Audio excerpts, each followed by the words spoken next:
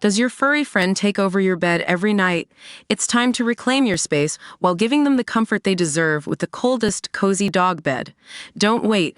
Check out the link in the video description to buy now on Amazon. After more than 3/4 of a century, few tennis fans had ever seen a British man lift a singles trophy, let alone think they would live to see it happen again. The nation that invented modern tennis had failed to see any of its stars claim a Grand Slam victory since Fred Perry's final at Wimbledon in 1936. But Andy Murray was a man who set out to break records, and by all means he did just that. Having doubted that a Grand Slam title would come after falling agonizingly short on a succession of occasions, Murray broke his duck and made history with his first major win at the US Open in 2012. The following year, he achieved another career-defining feat after ending a 77-year-long dry spell with his first win on home soil at SW19. And, as they say, the rest is history. Over the next decade, the Scot went on to win another Grand Slam at Wimbledon along with 2 back-to-back Olympic gold medals, all while capturing the hearts of an entire generation of British tennis fans across the country.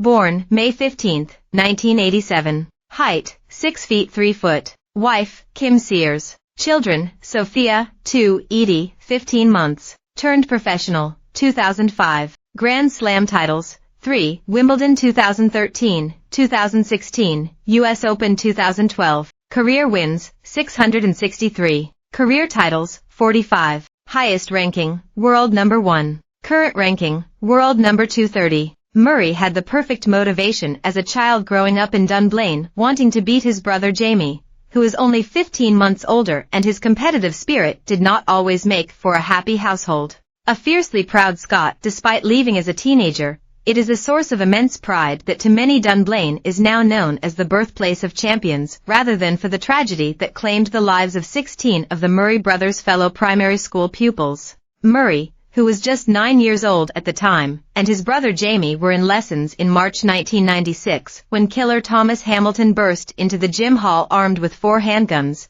then gunned down pupils before killing himself. Speaking about the incident on a 2019 documentary, Murray revealed how he shared a car with Hamilton and attended his kids' clubs. He said, "You asked me a while ago why tennis was important to me.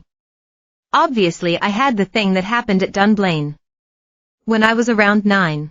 I am sure for all the kids there it would be difficult for different reasons.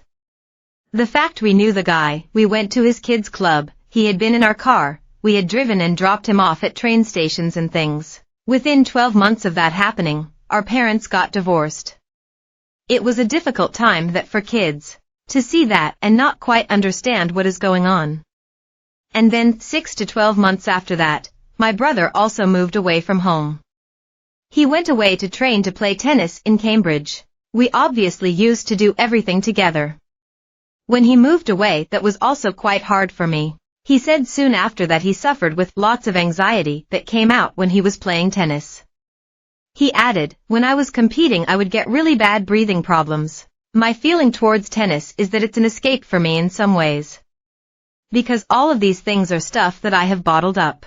Although Murray played many different sports as a child, he took a liking to tennis not least for the escapism he felt while being on the court, but it also allowed him to spend time with his mother Judy, who was forging a successful career as a coach. By his early teens, Murray had established himself as one of the best young players in Europe, and a conversation with rival Nadal, who could count on former world number 1 Carlos Moya as a practice partner, led the Scot to broaden his horizons. Murray headed off to train in Barcelona before making his first big mark on the global stage by winning the US Open junior title at the age of 17. Murray defeated Sergei Stakhovsky to lift the junior title in New York City, and later that year he received widespread acclaim, ending 2004 as the BBC's Young Sports Personality of the Year. His rise through the ranks continued in 2005 when he became the youngest British player to compete in the Davis Cup, winning a doubles rubber against Israel. He turned professional that year. 2006 proved to be a huge moment in Murray's breakthrough in the professional ranks. He first beat Roger Federer at the Cincinnati Masters before overcoming Andy Roddick on his way to win